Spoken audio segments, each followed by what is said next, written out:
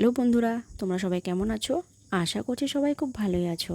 তো আজকে চলে এসেছি একটি নতুন ভিডিও নিয়ে। তো আমি গিয়েছিলাম বহরমপুর মুর্শিদাবাদ ঘুরতে। তো যেদিন গিয়েছি সেদিন তো আর ঘুরতে পারিনি। তো পরের দিন সকালবেলা স্নান টান খাওয়া দাওয়া করে আমরা ঘুরতে বেরিয়ে পড়লাম।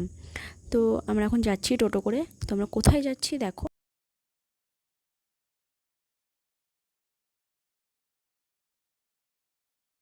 আমরা চলে এসেছি বহরমপুর পাতালেশ্বর মন্দিরে। এই শিব ঠাকুরটা কিন্তু 40 ফুট উপরে থাকে। আমরা এখন মন্দিরের ভেতরে প্রবেশ করছি।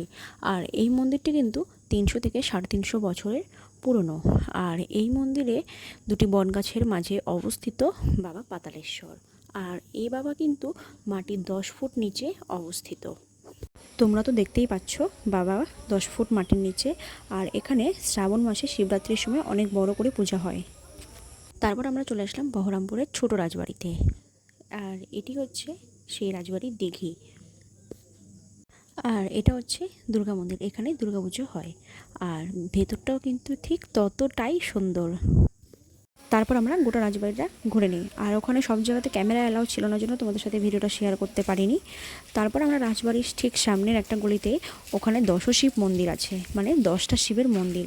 আর এই মন্দিরটা কিন্তু তৈরি হচ্ছিল আস্তে আস্তে, কিন্তু মন্দিরটার ভেতরটা কিন্তু খুব সুন্দর, গেলেই মন প্রাণ একদম জড়িয়ে যায়। তারপর আমরা টোটো করে চলে আসি কাশিমবাজার প্যাশপুর মন্দিরে।